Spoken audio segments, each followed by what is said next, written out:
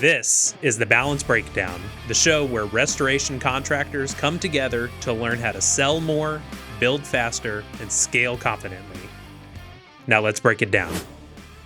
Hey everybody, Adam with the Balance Breakdown. My guest today is a special one for us. This is one of our founders, Troy Clymer. He was the face of Balance for a long time. He's here to give some advice to new business owners, entrepreneurs, to talk about some of the trials that we've gone through, talk about the importance of partnerships, and any advice that he can give us from that navigation.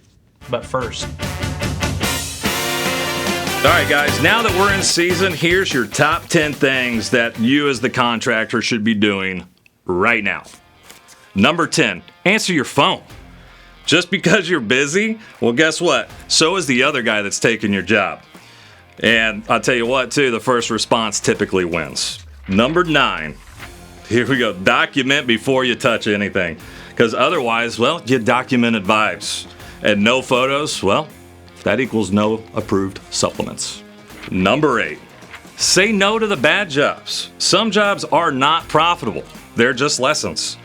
So your time is valuable. Be sure you guys are protecting it. Number 7, and this is a dandy. You told your spouse it slows down in August. Bold move, guys. Make sure you're being realistic with those expectations you're setting with your family. Number 6, follow up on supplements. Your money is out there and you're just ghosting it. So just because it's on your estimate does not mean that it is approved. So make sure you're staying on top of that. Number 5, set homeowner expectations. Because if you don't, guess what? HGTV already did. Clear timelines, guys. Be realistic. That's going to equal you fewer headaches.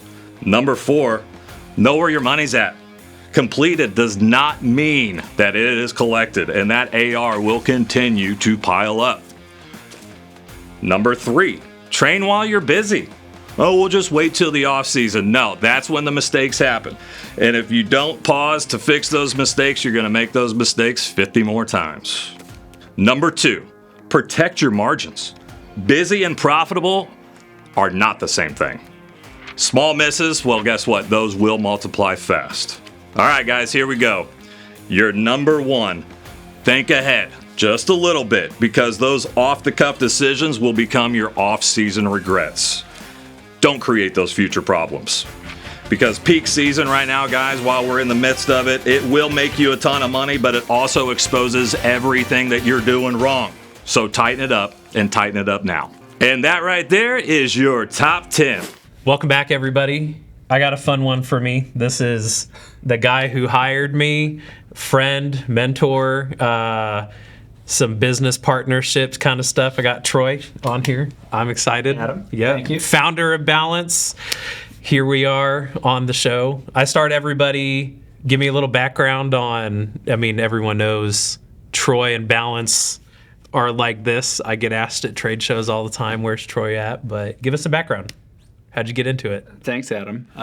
Hey, everybody. We were just talking about how fun the Balance Breakdown show has been since we launched it, and it was time for a new show. Yeah. In the industry. So, we had an episode 1 where my business partner, our president, Josh Roseboom, and he talked a lot about the genesis of Balance, and he talked more about the ethos of Balance and the need for third-party administrative services for contractors and where that opportunity came from.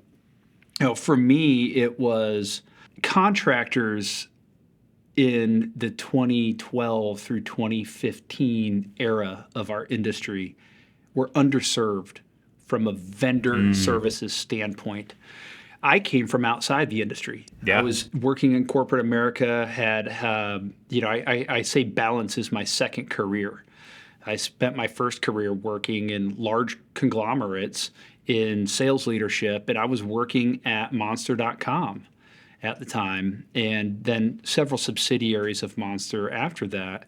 And I had met Josh Roseboom's brother, Jake Roseboom, who was the original co-founder with me of the company that became Balance. Before we had branding and marketing figured out, it was called Solutions for Insurance Consulting, and we thought Sick Claims was going to be this awesome name. Turns out it really wasn't. But I met Jake when I was teaching a class at an IU MBA program extension. Jake was getting his MBA, was a student in the class, and he did his capstone project on third-party administrative claims handling services for roofing contractors. Yeah. Very much like the medical billing TPA or BPO model. And I was really taken aback. At that time in my career, I was in my early to mid 30s.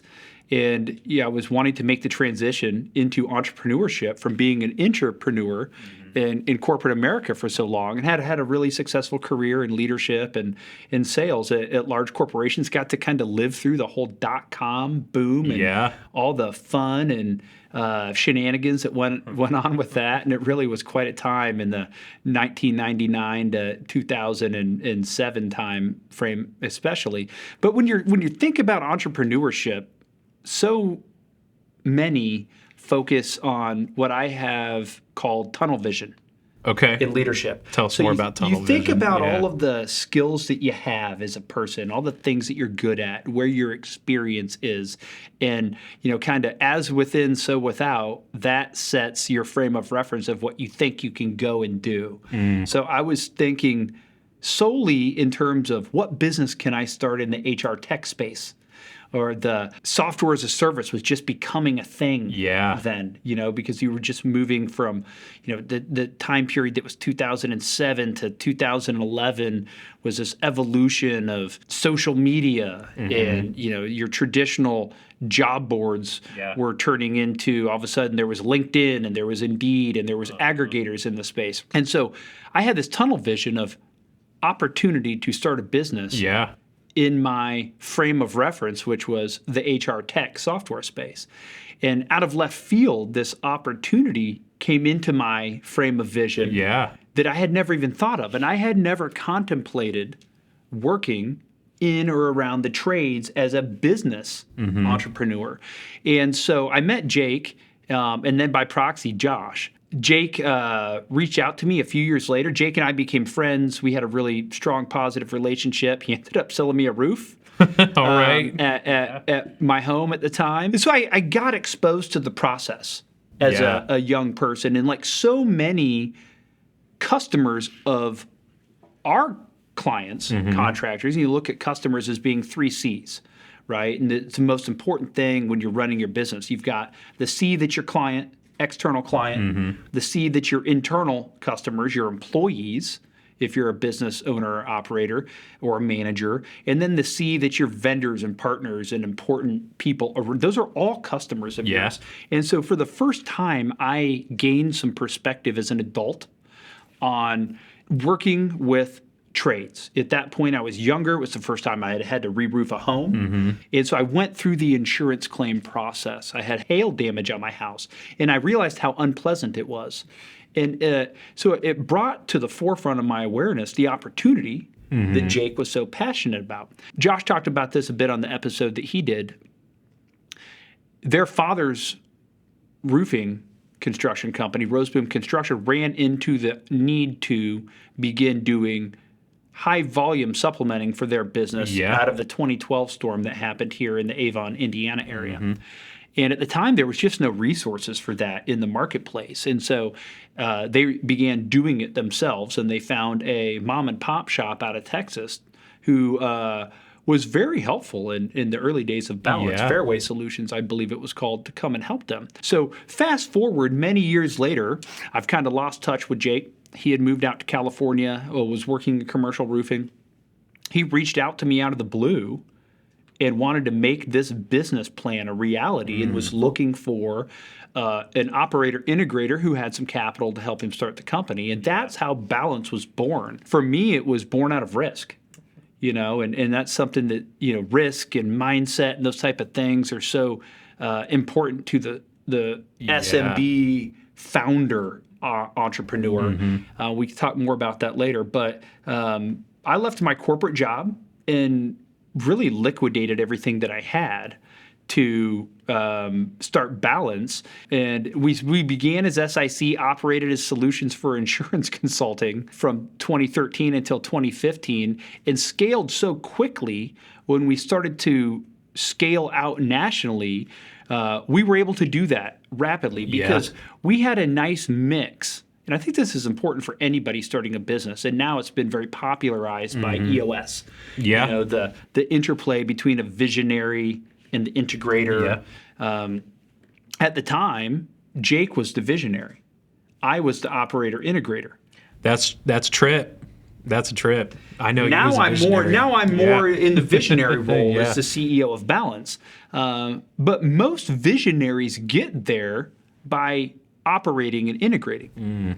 You're a good example of that. I've done both. You've worked at Balance for 7.5 years? Almost 8, yeah. So, you know, Adam, for those who don't know in the audience, Adam started working at Balance in 2017. 2018. Very different industry and marketplace back then. Oh, yeah. We're kind of talking about that now. So, you know, he's seen all of the machinations of Balance, really from our brand reaching prominence into where it is now. But just in that landscape before then, from when we rebranded as Balance in 2015, and we did so because Jake went back into roofing sales. And so I was able to coax one of my great friends and business partners from my entrepreneurial career, Eric Kepler, out of corporate America. That time we were out of startup, but I'll touch on that story in a second. It's a whole other segment of laughter. But out of corporate America, and him and I had worked together very closely for 14 years. Yeah. So we had a good collaboration, and that's what first allowed me to start to slide into the visionary space and really get involved in some of my strong suits, which is relationships and bringing people together and industry partnerships. What Eric could focus on the integration of the sales organization at Balance. We rebranded as Balance in 2015. Because we needed a better brand than Solutions for Insurance Consulting. Funny story about that time. You know, when we first started the business, we were operating out of my house. The business blew up overnight because we had laid a good foundation and had capital. We didn't seek to just immediately start going to market. And I would recommend this to anybody who's looking at founding a business, especially if you're doing it with your own money. Which we did. Yeah. We didn't take on any investment outside of money provided by Jake and Troy and ultimately friends and family, right? Parents kicked in money. Eric and his dad, when we rebranded as Balance when Jake exited.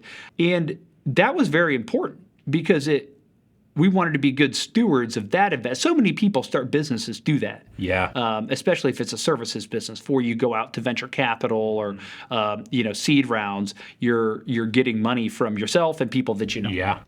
So I moved out of my house, and Josh hit on this a little bit, and we had like 16 employees working at my house, and we had remodeled the entire home into an office.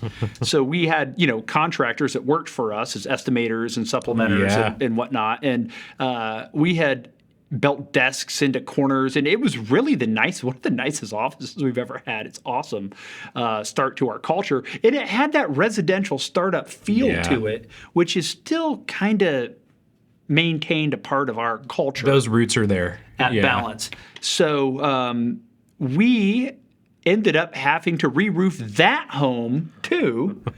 And while that was going on, we had all these I had moved out and was living in a condominium at the time. And we had, 14 cars parked in this pretty decent middle-class neighborhood in Indianapolis every day for months on end because we were trying to avoid having to pay for an office outside of that as long as we could because, office space is a major expense for a small, medium business. And finally, we just had to move because the Marion County of Indianapolis code enforcement officer was frequenting the Balance, the SIC, what became the Balance office, and ticketing the cars, and we knew it was time to kind of grow. We moved from there into Launch Fishers, which is one of the nation's leading co-working facilities, and we still do a lot of events at Launch, and many of our partners use it. It's a wonderful facility, and shout out to John Wexler, who's the founder of Launch Fishers. But it used to be in the library basement in Fishers, Indiana. All right. And now they've scaled, and it's like a whole industrial it's office great. park. Yeah. And we grew through there so fast. We rebranded as Balance in 2015 and scaled nationally. In 2015 and 2016, we were already servicing 30-plus states. Really kind of got thrown out of Launch Fishers for making too much noise, which is a good thing. Yeah. We launched. And then we ended up at what became our home for the longest Oh, yeah. time. And we kind of scaled to the Winterton office park. But the takeaway is the mindset shifts and the fluidity that me, Josh, Eric, and Jake in the early days had to have to not get caught up by any of the things that when you become maybe a little bit of a bigger business are, if not handled the right way inside your culture with the mindset of the leadership, can become hangups, especially from like a human capital standpoint and a talent acquisition standpoint, which is so important for those of you who are starting new businesses today in a landscape that's more polluted by, confusing new emerging tech trends with AI and automation. And then post-COVID, you've got the whole remote working situation that you have to navigate. And those are other issues. But that's like a little periscope into some of the mindset things that we had to shift through in the early days of Balance. Yeah. Talk to me about, I'm a direct recipient of this, so I'm interested to put you on camera and see how you'd say this. Talk to me about being a cultural leader inside of a business. It's hard, man. Yeah. And it changes. And people change. People do change. Yeah. Leaders change as you go through. And, for those who know me, know I'm really scared about becoming a dad here soon. And I got a lot to learn from my dear friends like Adam, who's got a toddler at home. Yeah. How old's Caleb? 2 years old. He is 2 years old. So I feel old. It's been a joy to watch so many people that work for Balance grow through starting their family. Yeah. And that middle C, the people that work for you are important. And one of the things in our mission, vision, values, the part that I'm never willing to come off is the bringing people together to advance their lives part. So as a CEO of a small business, the same things are important as a visionary or CEO of a major company is setting the mission, vision, and values. And those change over time. Yeah. Because the markets change, your people change. But we want to bring people together to advance their lives in this space.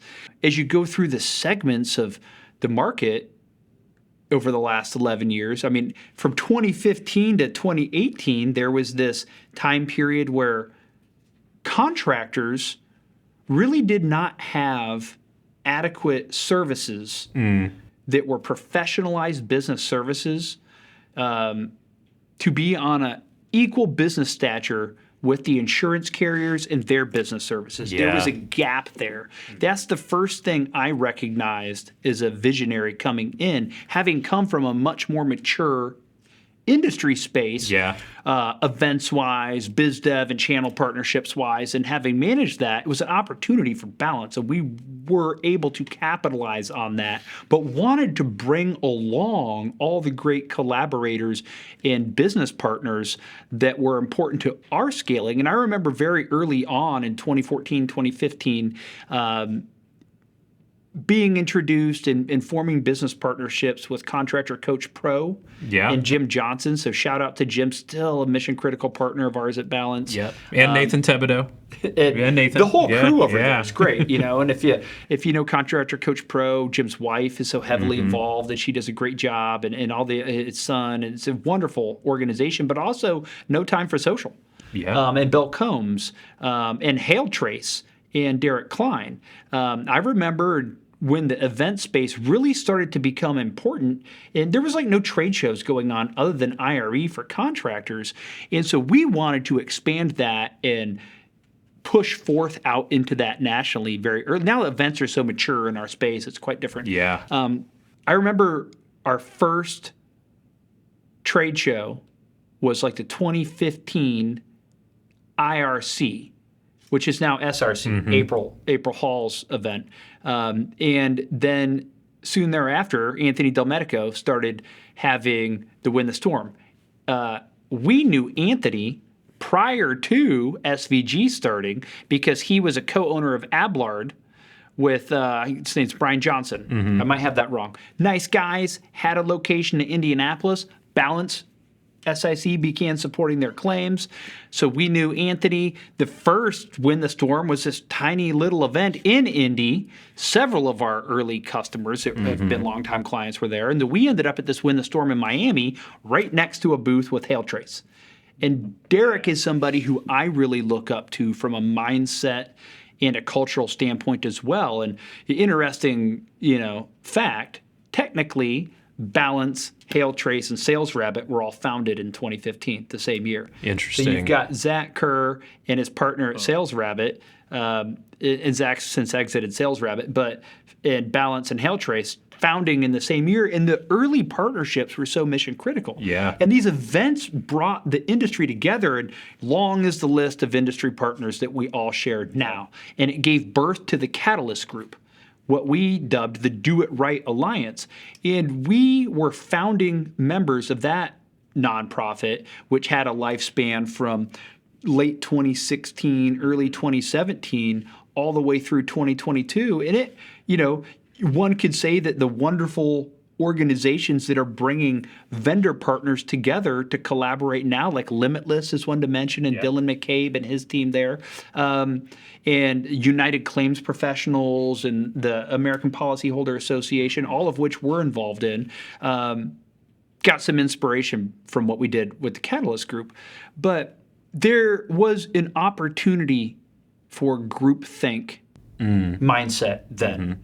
And how has that shaped Balance? It's been important. This is critical. The landscape's very different now, and we'll get to that with investment and consolidation coming in, especially, we have some good friends who've gone through that. Us included, right? From 2021 forward.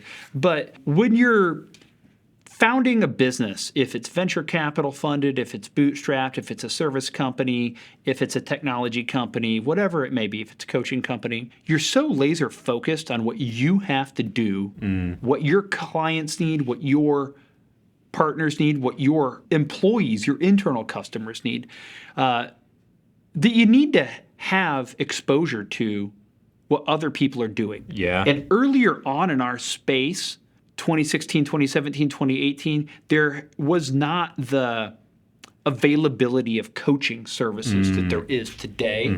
And social media was just starting to be adopted as an advertising platform. Yeah, it's about the birth of SEO. In our space, remember when video it was like all of a sudden you had to be on video. Yeah. Well, now everything's video, and there's AI videos. But then it was like, we have to be filming everything that we're doing so we can get this content, because that was the new thing. But without the events in the Catalyst Group and the collaboration, you didn't know the best practices that other people were doing and have that exposure, the term I like, cross-pollination. Yeah. Some of the most important advisements or intelligence on how to morph Balance to better serve our 3 Cs came from Jim, Derek, Shai Cohen, Danny Kerr, Breakthrough Academy, Pace. I could just go on down the list. John Senak. John's going to be on the Balance Breakdown here soon. John was one of our first customers. Yes, he was.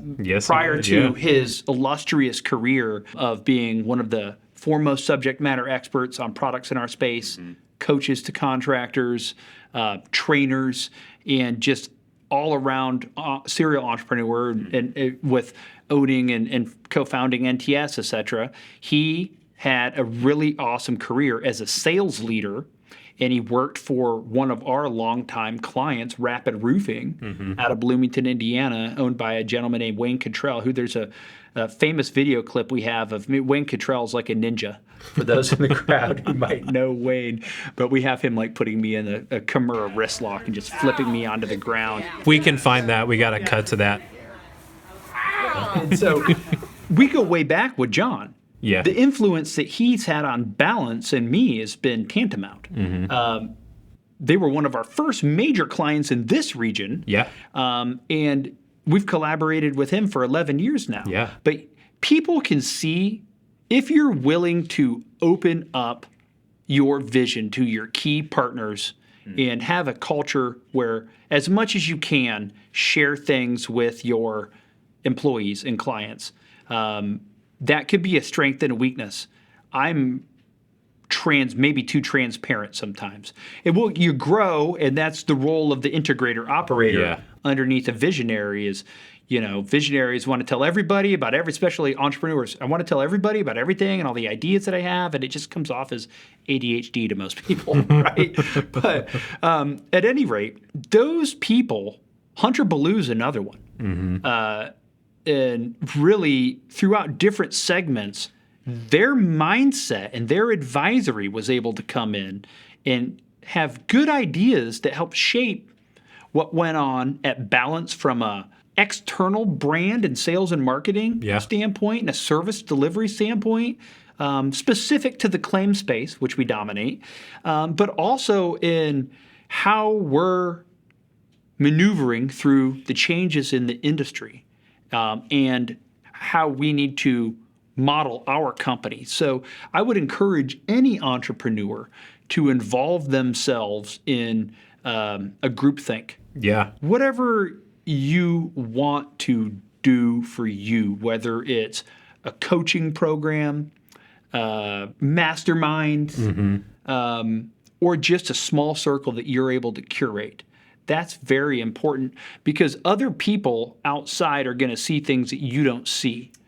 Yeah. I had a good conversation with a partner of ours, Pate Smith, where he talked about don't grow horizontally, grow vertically. If you only talk to the peers that do the same thing, you're only getting information this way.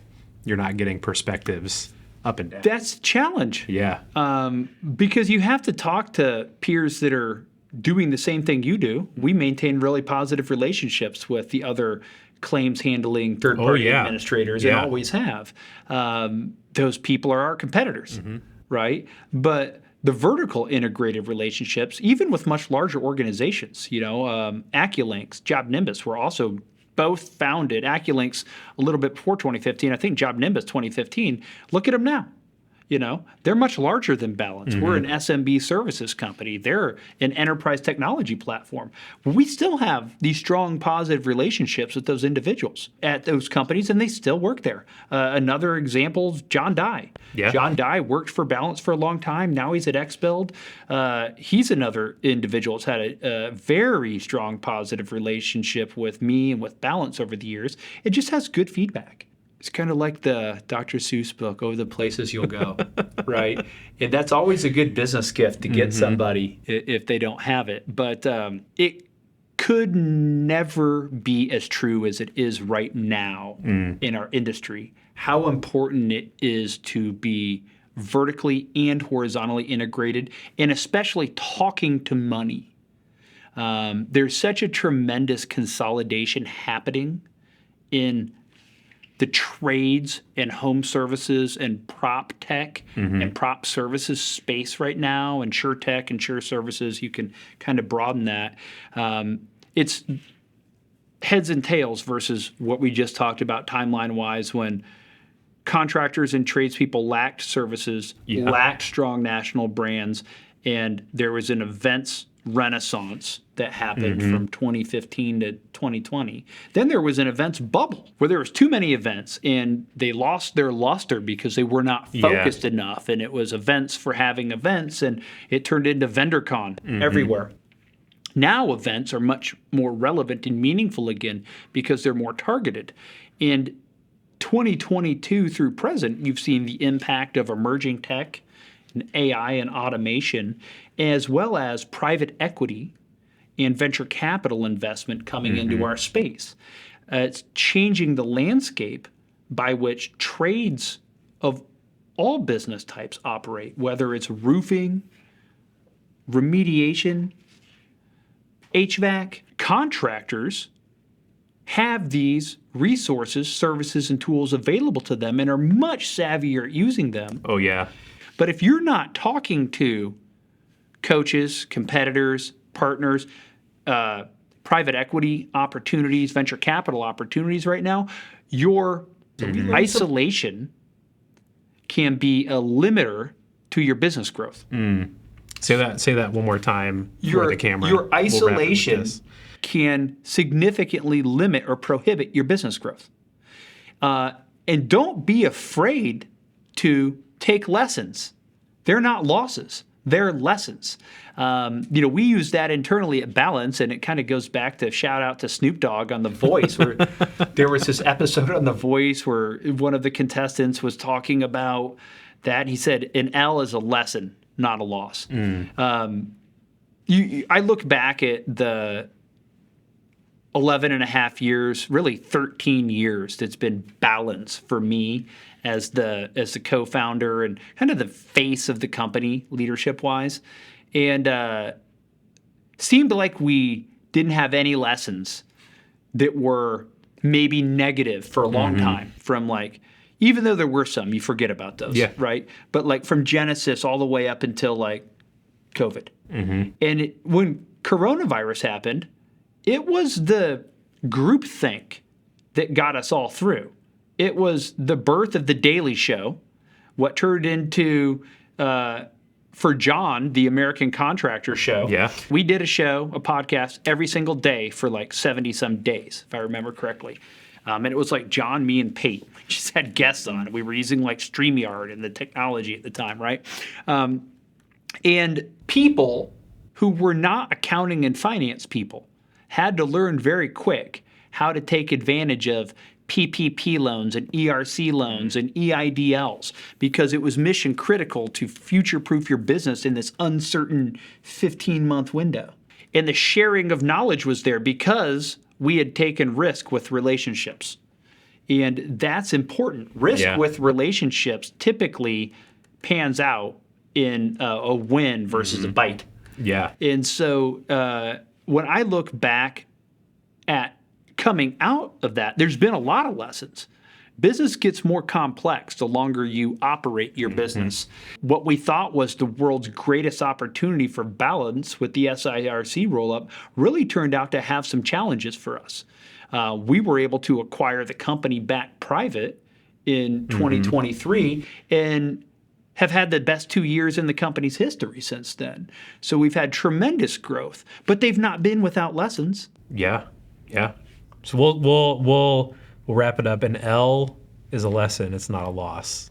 I think that's a good one. You got any final words for entrepreneurs, business owners, visionary that you want to pass on? I do. And here is the best advice I can give. Be humble and realize no one really knows what they're going to do.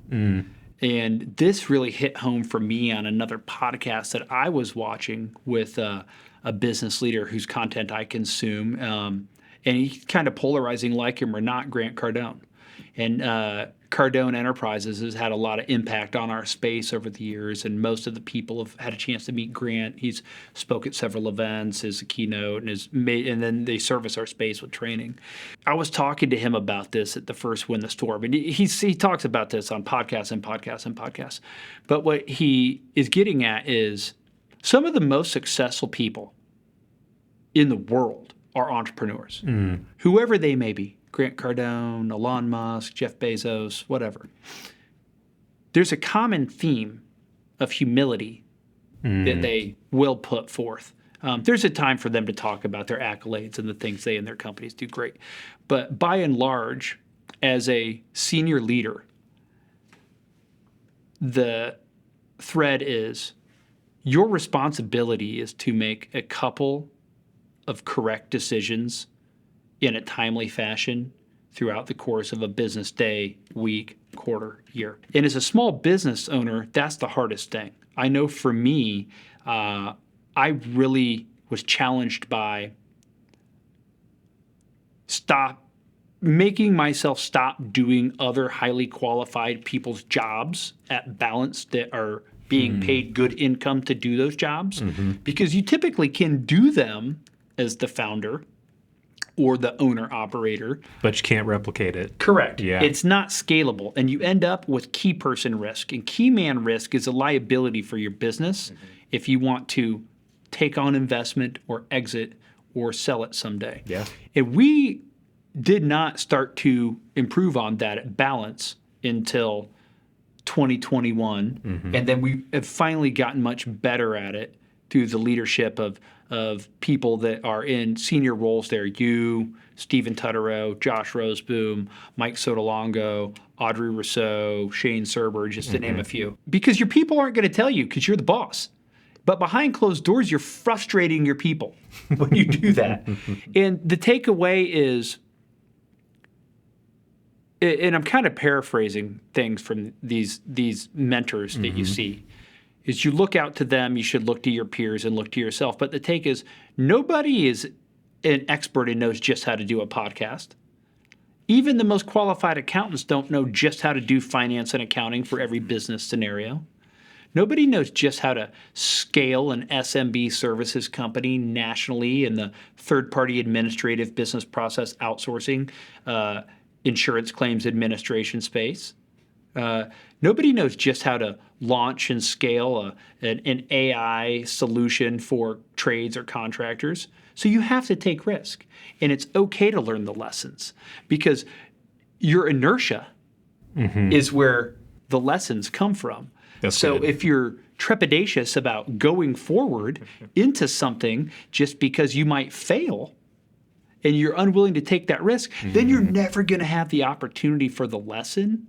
So the takeaway is set yourself up a team internally and externally and create some margin, a moat where you can fail and learn those lessons and try your best to be organized enough with your business planning to calculate those things in, because that's some of the best data and feedback you're going to get about what's going on with your business. And just know that nobody else knows either.